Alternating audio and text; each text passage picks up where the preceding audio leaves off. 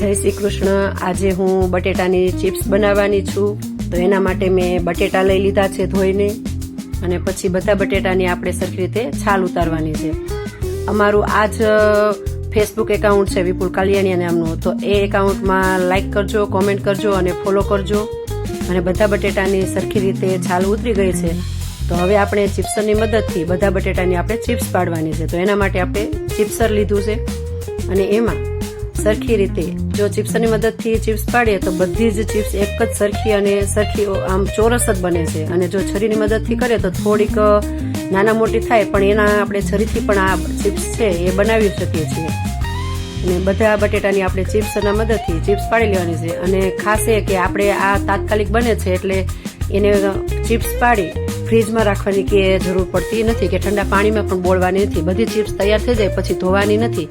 એમાં આપણે હવે તપકીનો લોટ નાખવાનો છે। બધી જ ચિપ્સના માપમાં આપણે તપકીનો લોટ એમાં નાખવાનો છે, બહુ વધારે પણ નાખવાનો નથી। બધી ચિપ્સ પર તો સરખી રીતે ચોટી જાય એ રીતના તપકીનો લોટ નાખવાનો છે। એટલે આપણે જે આ ચિપ્સ છે એ તાત્કાલિક તળવાની છે, અને પહેલા જ અગાઉ એના માટે આપણે બટેટા ધોઈ લીધા હોય છે, પછી કઈ ધોવાના હોતા નથી। અને આપણી આ જે તળવા માટેની ચિપ્સ છે એ તૈયાર થઈ ગઈ છે। બજારમાં મળે એવી જ ક્રિસ્પી બને છે અને બાળકોને ખૂબ જ ભાવે છે। આ ચિપ્સ છે એ આપણી હવે તપકીનો લોટ ચડાવીને તૈયાર છે। તેલ એના માટે આપણે અગાઉ ગરમ મૂકી દીધું છે, તેલ પણ ગરમ હતું। એમાં આપણે આ ચિપ્સ છે એ ઉમેરી અને થોડો ગેસ છે એ મીડિયમ ફ્લેમ ઉપર રાખવાનો છે, એટલે વધારે ક્રિસ્પી બને।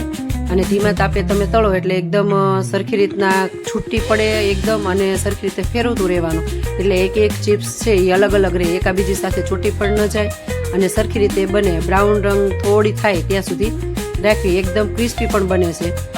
અને તત્કાલ બનાવવામાં સૌથી ઈઝી પડે છે, કે ફ્રીઝરમાં રાખવાની કોઈ ઝંઝટ કે એવી કશું જ રહેતું નથી।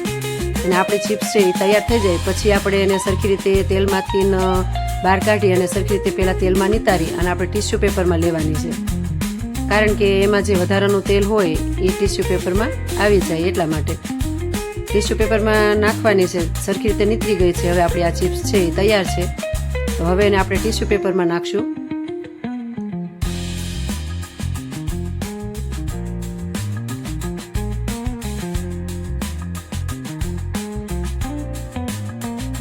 ટીશ્યુ પેપરમાં નાખીને હવે આપણે થોડી ઉપર નીચે કરશું એટલે વધારાનું તેલ છે એ ટીશ્યુ પેપરમાં જતું રહે। પછી તેમાં મીઠું સ્વાદ પ્રમાણે, સંચળ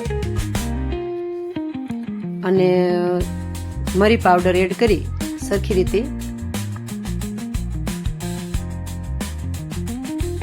મિક્સ કરી દેવું। ઘણા લોકોને ચાટ મસાલો ફાવતો હોય તો ચાટ મસાલો પણ આમાં નાખી શકાય।